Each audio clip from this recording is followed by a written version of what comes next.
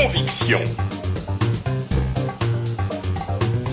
Bienvenue dans ce nouveau rendez-vous de Conviction. Vous êtes de plus en plus nombreux à nous suivre sur Radio Mboté, la voix de la diaspora africaine. Aujourd'hui, j'ai le grand plaisir de recevoir Jean-Jacques Mbungani, docteur de son État, mais également représentant du mouvement de libération du Congo, le parti de Jean-Pierre Bemba, ici en Belgique. Nous allons donc avec lui, durant 25 minutes, aller à sa rencontre, faire connaissance, connaître ses attentes, ses aspirations et pourquoi pas sa vision.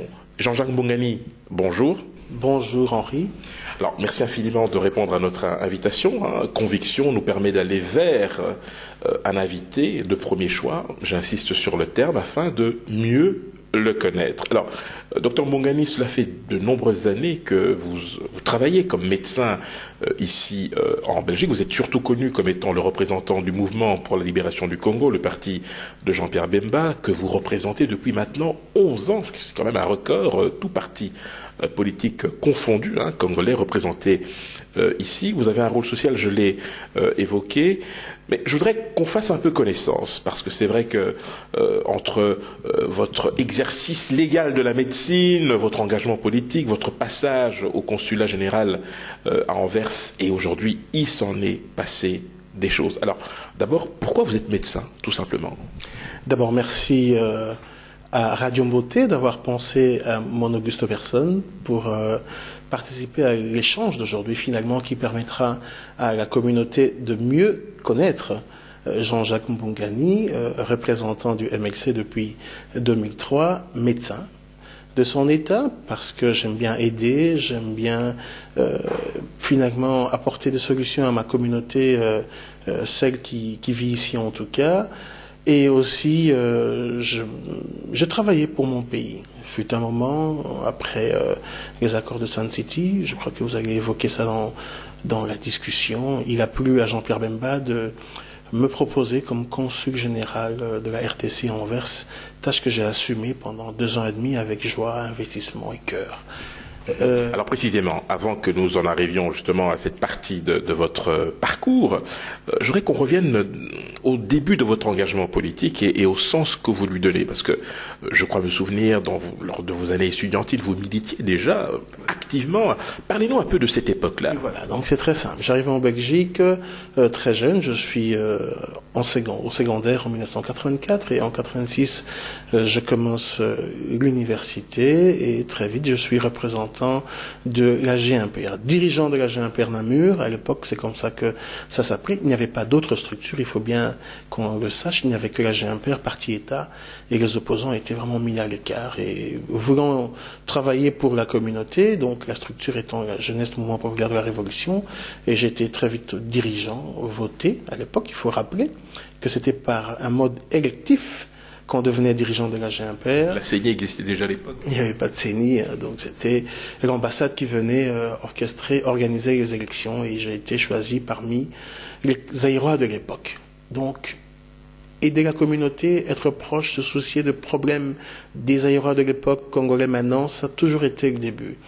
Et très vite, à la chute du MPR, la GMPR aussi disparaît en même temps. Vous faites allusion au discours du 24 avril 1990 ou un peu après? Disons un peu après, parce que quand Mobutu se dégage du MPR, il y a un peu un gap finalement, donc on ne sait pas tellement, mais c'est vraiment à l'arrivée de Laurent Désiré Kabila que on milite tous dans une opposition face à la nouvelle dictature qui vient dans notre pays, et je me retrouve dans une formation politique, Front d'éveil pour la démocratie, le FED, et dans l'Union sacrée de l'opposition. Donc on a milité avec, je citerai M. Mpouila par exemple, M. Mpeti, donc dans des réunions où c'est là que j'ai appris petit à petit c'était quoi la vraie politique, en dehors de celle que je connaissais à la GMPR, la politique de l'opposition, connaître réellement les enjeux, parce que c'est en ce moment-là, en 97, qu'on comprend qu'il y a des enjeux réel étranger derrière notre pays. L'arrivée de Laurent Désiré Kabila n'était pas comme ça du bout de doigt. Il y avait quand même toute une stratégie pour mettre fin au régime de Mobutu et s'accaparer des richesses de notre pays. Mais lorsque vous décidez de vous mettre dans l'opposition à l'arrivée de l'AFDL, vous n'aviez même pas accordé le bénéfice du doute à ce nouveau régime. Vous vous êtes dit, c'est une nouvelle dictature. Non, non, très vite, il y a eu des signaux. Vous vous souvenez que les leaders de l'opposition ont été embastillés, relégués dans leur village d'origine. Il y a eu des manifestations. Moi, j'ai battu le pavé avec d'autres amis à Bruxelles pour revendiquer cela. L'arrivée de Laurent Désiré Kabila, à l'époque, j'étais parmi les manifestants farouches à la Grande Place de Bruxelles.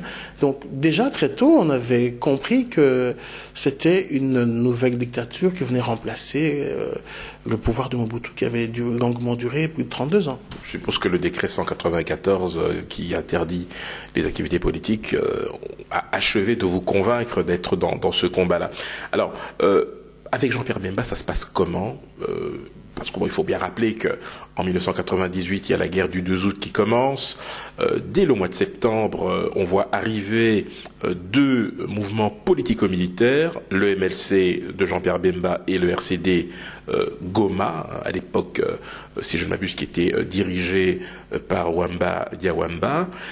À quel moment vous faites jonction, si je peux m'exprimer ainsi, avec le MLC de Jean-Pierre Bemba? Non, il faut bien dire, donc, comme j'ai dit, avec des amis, on a milité dans le front d'éveil pour la démocratie, et je citerai avec un ami qui dirige maintenant la Prodec, Stanislas Kalombo.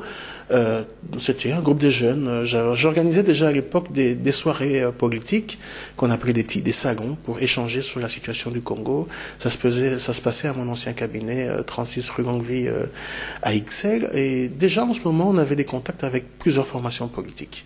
En 2002, Olivier Kamitatou, à l'époque secrétaire général du MLC, deux passages à Bruxelles, réunit quelques jeunes, quelques intellectuels, dont moi-même. En ce moment-là, on fait connaissance, on discute. Je regardais un tout petit peu le mouvement de loin. Mais très vite, j'ai commencé à assister aux réunions pour rapidement être conseiller chargé des stratégies en début 2003. Et finalement, en quelques mois, la force et la conviction faisant, l'hiérarchie du parti avait très vite compris qu'il y avait un monsieur qui faisait bouger les choses de Bruxelles, et j'ai été proposé comme représentant en décembre 2003. Et voilà, ça en est suivi que le travail de visibilité accompli par moi-même et ceux qui étaient avec moi à l'époque au parti avait fortement marqué Jean-Pierre Bemba. Lorsqu'il vient en mission officielle à Paris, lorsqu'il est en mission, donc je le rencontre, on discute.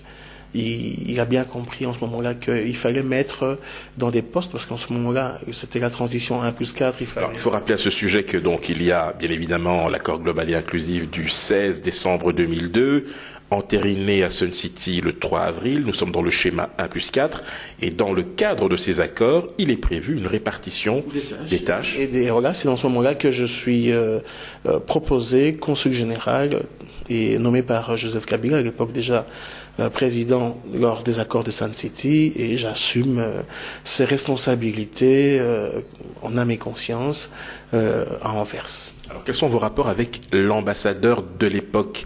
Parce qu'on a toujours évoqué une sorte de rivalité entre le consulat général d'Anvers et l'ambassadeur, quel qu'il soit d'ailleurs, du pays, en l'occurrence de la RDC, à Bruxelles. Votre point de vue sur cette question? Voilà, c'est une question capitale parce que j'arrive en poste en 2005.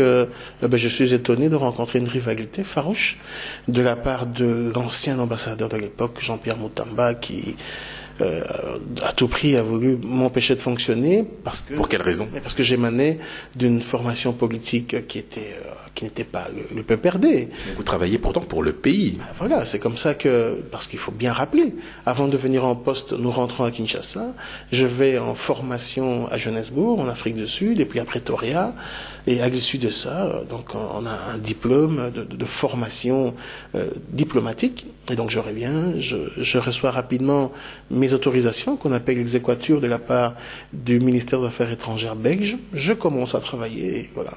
Je me rends compte qu'on veut nous faire travailler tous dans un même sens. Les voix, même discordantes, puisque pour la réflexion, n'est pas accordée. Et donc, très vite, ça n'a pas traîné. Vu mon tempérament, j'avais aussi derrière moi mon président et mon parti. Donc, j'ai dit qu'on était dans le cadre d'une transition pour emmener le pays aux élections démocratiques. Mais vous connaissez la suite, hein. Ils ont triché. Alors, ça s'est quand même traduit, lorsque vous étiez au consulat général d'Anvers, par le refus de certains visas que vous délivriez. Il y avait des personnes qui avaient des visas délivrés par votre consulat, mais une fois arrivés à l'aéroport, qui n'embarquaient pas. Comment en est-on arrivé là? Je n'ai jamais compris. C'est-à-dire que je me pose la question s'il y a des personnes, quand elles arrivent à avoir des responsabilités, peuvent être ou poser des actes anti-État, anti-patrie. Donc, il faut dire que le consulat, je l'ai aménagé. C'était la première fois que la RDC était dotée d'un consulat de taille. Et le travail au niveau du secrétariat général des consuls généraux, donc de toute la Belgique, était reconnu. Ben voilà, subitement, à la veille des élections, pensant que tout ce qui pouvait être ramené au niveau du consulat était un effort de guerre qui pouvait aider Jean-Pierre Bemba dans ses élections en 2006. Voilà, donc l'ambassade, à l'époque, en accord avec le ministre le responsable de la DGM, à l'époque, écrivent un courrier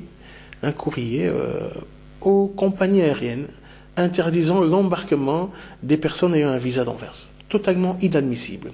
Directement, j'entre en contact avec mon ministère de tutelle, qui était le ministère des Affaires étrangères, M. Ramazani Baya, s'insurgeant contre cette décision, nous écrivant un autre courrier via l'ambassade de Belgique à Kinshasa pour annuler cela. Voilà. Donc il y a eu une guerre une guerre interposée déjà administrativement MLC et PPRD entre le consulat d'Anvers et l'ambassade de la RDC. À quel moment vous décidez de déposer les armes? Non, je ne dépose pas les armes. J'ai une charge d'État que j'assume pleinement jusque quand je suis relevé de mes fonctions. Alors, on connaît la suite. 2006, les élections, on peut le dire, avec le recul, chaotique. Jean-Pierre Bemba est défait, selon les résultats. 2007, au début du mois de mars ou à la mi-mars, il y a les affrontements et le voilà contraint à l'exil. Alors, quels sont vos rapports avec lui à ce moment-là?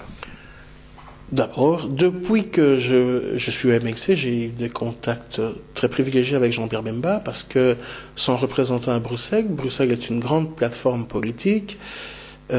Donc, j'étais au courant de tout, au fait de tout, en contact avec beaucoup d'acteurs politiques, tant nationaux qu'internationaux. Je suis nommé au consulat, cela me donne encore l'avantage et une vitrine politique et diplomatique énorme pour le bénéfice du pays et pour le bénéfice de notre mouvement politique aussi, il faut le souligner.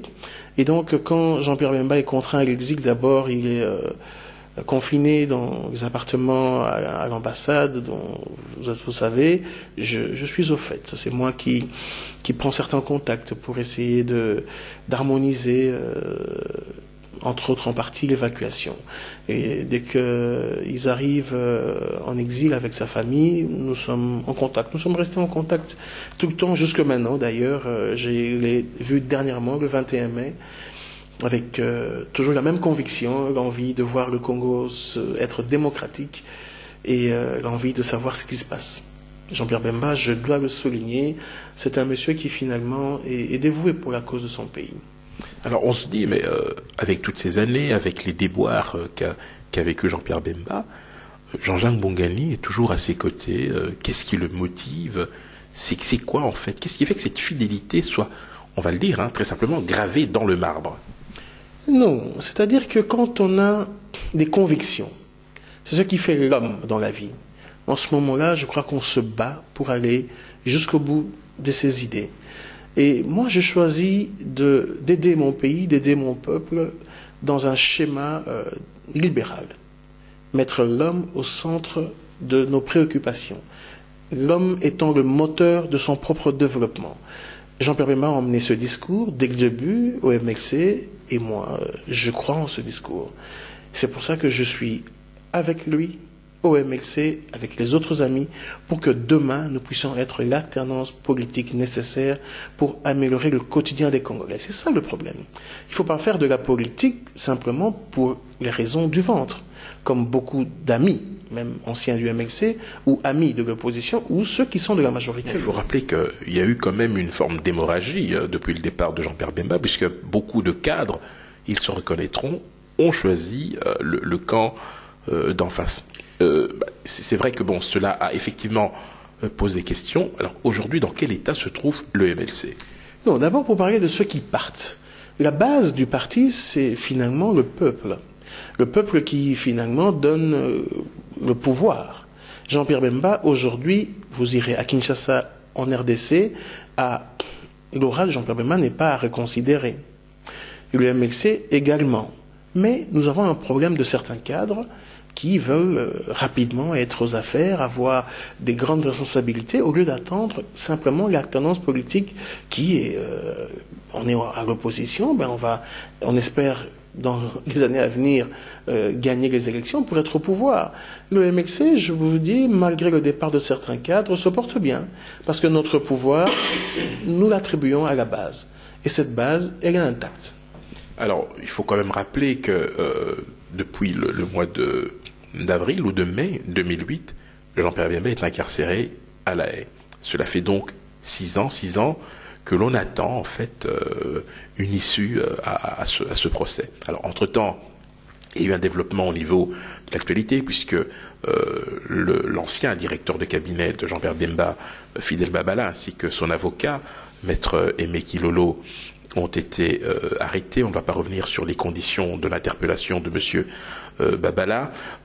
Il y a quelques jours, la CPI a rejeté la demande de libération conditionnelle, je pense, de Monsieur Babala. Alors, est-ce que, avec le recul, parce que l'opinion se pose quand même la question, vous êtes le seul grand parti de l'opposition qui a accepté d'aller aux concertations nationales.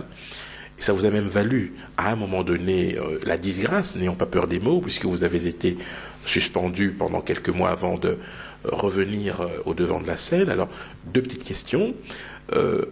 Qu'est-ce qu'on vit dans sa tête quand on se sent isolé dans sa propre famille politique? Première chose. Et deuxièmement, est-ce que vous ne pensez pas que le fait que M. Babala et consorts aient été finalement amenés à La Haye, c'est aussi une manière pour le MLC de se dire... peut-être qu'on n'avait pas fait le bon choix en allant dans ces concertations nationales?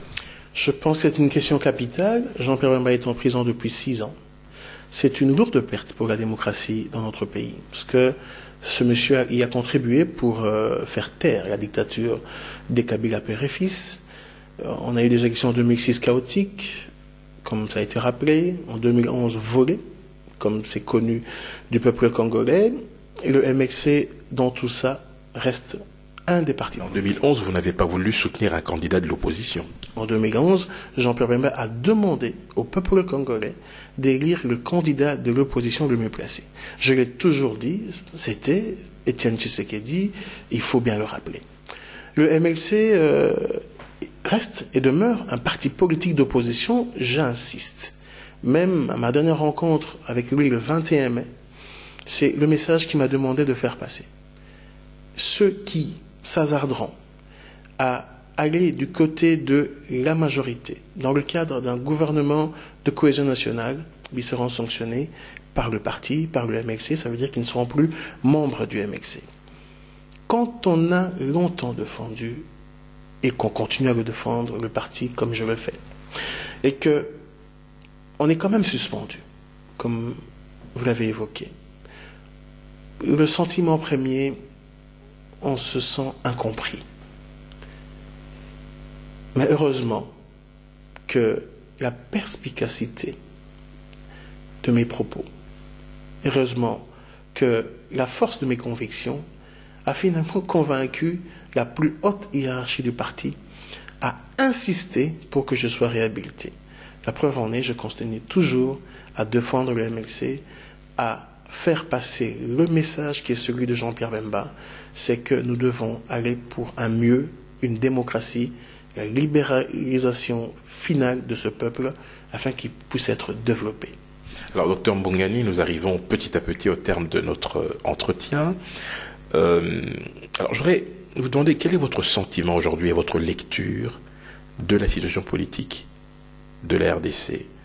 Nous sommes aujourd'hui donc dans une période un peu de flottement, devrions-nous dire, parce que toujours pas de gouvernement de cohésion nationale, les esprits s'échauffent, on assiste à une multiplication de plateformes, à laquelle vous ne prenez pas part d'ailleurs, hein, je note. Voilà, quelle est votre lecture? Est-ce que les conditions de l'échec sont réunies pour 2016, selon vous? Moi, je constate que Joseph Kabila et sa famille politique s'est joué d'une grande partie de la classe politique congolaise. Il a convoqué des gens en concertation. Le président du Sénat a promis rapidement un gouvernement. Et 9 mois après, au 30 juin, le même chef d'État, lors de son allocution, rappelle à la classe politique de ne pas faire les choses avec précipitation. Cette léthargie, je crois qu'elle est voulue par ceux qui dirigent notre pays. Parce qu'ils sont au pied du mur. Vous savez bien que la communauté internationale insiste pour que le mandat ne soit plus renouvelé. Alors que dans la tête de Joseph Kabila et de ses amis, c'est vraiment de continuer à diriger notre pays par défi. Et ça, personne n'y acceptera. Et je pense que les échéances à venir risquent d'être sombres. Parce que le peuple est déterminé à arrêter ce monsieur, à continuer à diriger par défi notre pays. Et pourquoi vous ne vous associez pas justement à toutes les démarches qui visent à disons, entraver cette perspective? Par exemple, il y a un front contre la révision constitutionnelle, il y a notamment le rejet, je vous le reconnais volontiers, le MLC rejette le calendrier tel qu'il a été évoqué, mais on a parfois l'impression que vous faites cavalier seul. Votre sentiment? C'est-à-dire que vous avez suivi que le MLC a proposé de saisir le Conseil de sécurité par rapport à cette tentative de révision constitutionnelle. Peut-être que maintenant, chacun doit battre campagne dans ses rangs pour mobiliser la population. Viendra le moment des alliances. Les alliances sont utiles, mais elles sont aussi factuelles en fonction des intérêts. Demain, je pense que tous les partis politiques et toutes les plateformes se réuniront pour empêcher Joseph Kabila de remplir pour un autre mandat. Alors, docteur Mbongani, le mot de la fin, je vous le laisse. Votre vision, votre profession de foi, un message d'espoir peut-être? Espoir et espérance, voilà. Il faut que le peuple reste confiant en lui, en sa capacité de faire changer les choses. Ce qui s'est passé dans d'autres pays, dans d'autres cieux, sont aussi capables de se réaliser chez nous. Si ceux qui dirigent notre pays veulent s'accaparer le pouvoir de force, le peuple a aussi la force et le pouvoir de lui en empêcher.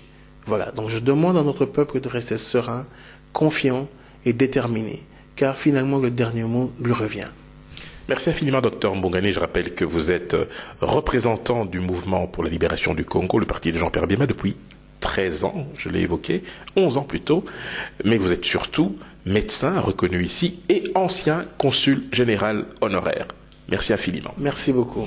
Voilà, c'est ici que s'achève ce rendez-vous de conviction avec le docteur Jean-Jacques Mbongani. Je vous fixe rendez-vous la fois prochaine avec un nouvel invité sur Radio Mboté, la voix de la diaspora africaine. À très bientôt.